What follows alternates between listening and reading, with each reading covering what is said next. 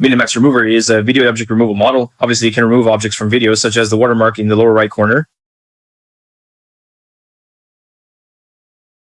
So how do we select the object we want to remove from the video? It's obvious that we're using a mask, which is the overlay. This video will discuss 5 methods for extracting masks from videos. Let's take a look at the workflow. I'm using the RuningHub online Comfy UI platform here. This is replacing a large model, specifically a 1.3 volt model from Hailuo.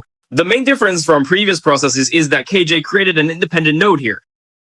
The encoding of Minimax Remover, here the input is the video. As you can see, if we want to remove a certain area, we need to cover it up. The following latent corresponds to the mask latent. The input is a video. For the mask extracted from the video, we need to convert them into images and then encode them. So this mask video obviously has only 2 colors, white where it needs to be applied and black where it doesn't. Then we'll look at 5 ways to extract video masks. The first one is the background removal tool, which is quite simple. So this turtle is in the foreground, the rest is background, and the result looks like this. So we also removed the turtle from the scene. As you can see in this video, there is no turtle anymore. Then the first one is a model with 1.3 billion parameters, which isn't very large. Then, according to the official instructions, we just need 6 steps to get results here. Navigate to RunningHub's AI or click the link in the introduction to register and get 1200 gigabyte login every day to receive an additional 100 points.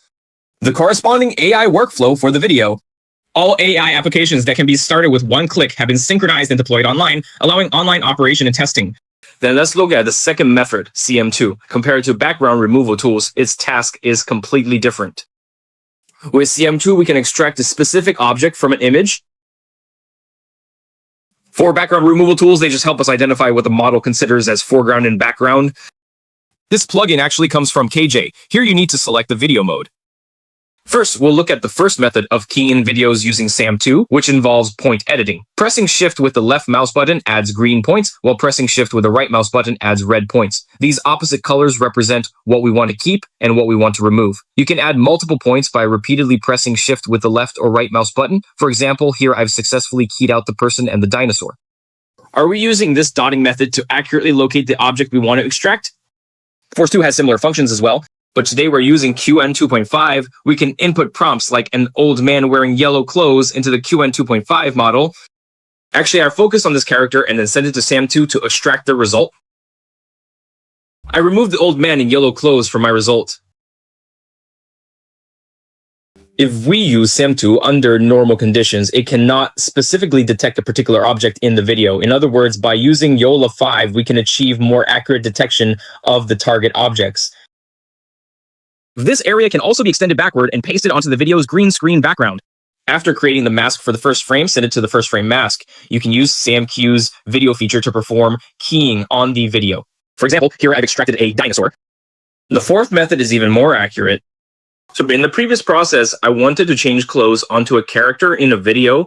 Then I used this node and found that it was more powerful than SAMQ when it came to detecting clothing, especially for very precise cases. We can use models with specific training to generate this video.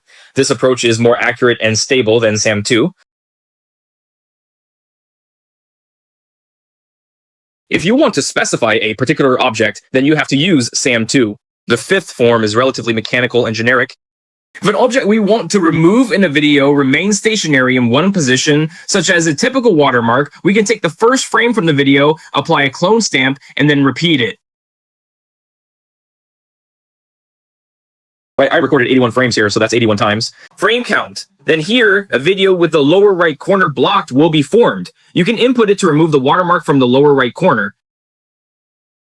Since object removal in current videos is based on a video model, it should be very powerful. If you're interested, give it a try. So most of the time, this channel shares open source models and projects, but closed source models are where RunningHub really shines. He brought down the prices of many popular models like video. Some models like Kailing and Wanxiang have specifications that are even lower than the officially announced prices. The more you use it, the more you'll realize that saving up over time really adds up.